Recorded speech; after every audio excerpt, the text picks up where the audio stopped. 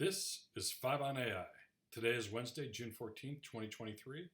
I'm your host, Kevin Metzger, and today's episode will cover the writing process with ChatGPT, assisted critical thinking. Today I'm going to talk about how I've used AI to write and generate content. Prior to AI, I have spent a lot of time writing. I published several blogs in the past, written newsletter articles, written papers, etc.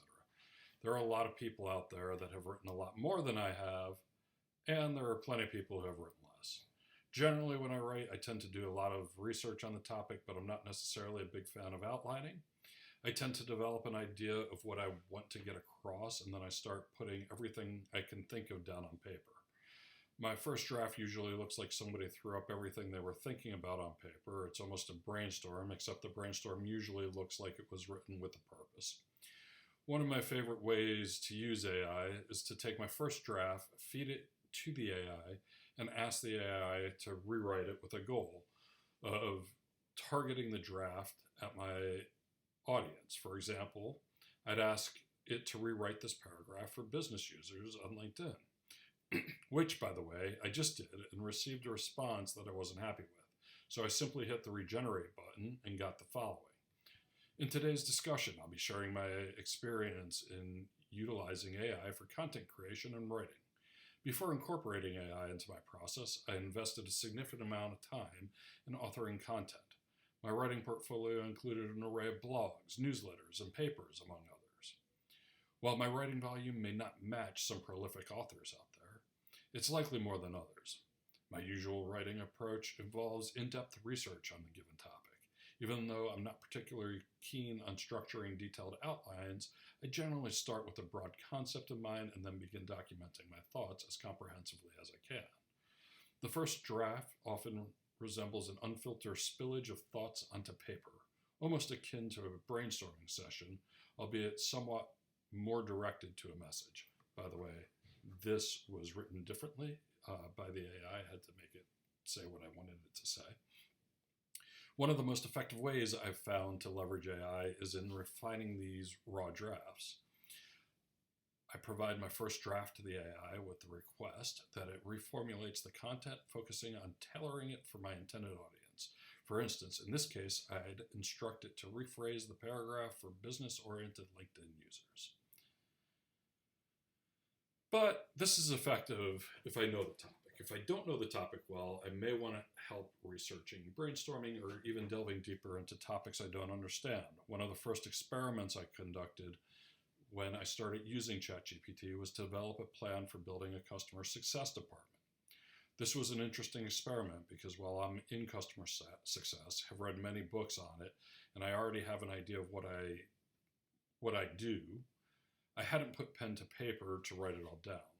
So when I asked ChatGPT to help, we did develop an outline. We did write all the steps for how we would execute each concept in the outline, and then we did develop examples for each section. Now, I want to say we developed real-world examples, but this was on ChatGPT 3, and we did have some hallucinations. But the point is, I developed a 20-ish page execution plan in about 3 hours. That was good. Along the way, I asked GPT for ideas, I gave GPT ideas, and we proofed each other's work. Shortly after this experiment, I had a conversation with my daughter's English teacher, and we talked about AI for a minute. He told me he thought AI marked the death of thought. I couldn't disagree with him more. The tool helped me get the thoughts out of my head and onto paper. It helped me fully develop the thoughts, and it helped me express the thoughts in the way I wanted to express them. AI didn't do the work for me. It made me better at doing my work because I'm a critical thinker, and by using my skills and thought process, I was able to develop what I wanted using the tool. The tools have gotten better since then. I wrote that paper back in February, but the process hasn't changed much. Before writing this article, I asked both GPT and Bard to write a paper on how to write a paper using GPT and Bard respectively. Here are some suggestions from GPT-4. Start with an outline. It's always a good practice to start with an outline, and ChatGPT can help. Provide a brief summary of the topic you're writing about and ask ChatGPT to help create an outline. For instance, if you're writing about the history of artificial intelligence, you might ask, can you help me outline an article on the history of artificial intelligence? Expand on each point. Once you have your outline, outline, you can ask ChatGPT to expand on each point. For example, can you help me write a paragraph about the early days of artificial intelligence research? And ChatGPT will generate a detailed paragraph based on your request. Ask for edits and revisions. ChatGPT isn't just good at creating content, it's also useful for revising. If you're not satisfied with a paragraph, ask for a revision, make it more concise, change the tone, or whatever else you might think needs to be done. Fact checking. If you're unsure about any information generated by ChatGPT, you can ask it to fact check. For instance, you can fact check the statement artificial intelligence was first conceptualized in the 1950s. ChatGPT can use the internet via its inbuilt browser function to verify this information and cite sources. This isn't ChatGPT 4, by the way. If you're using the free version of ChatGPT 3.5, it does not have the browser functionality.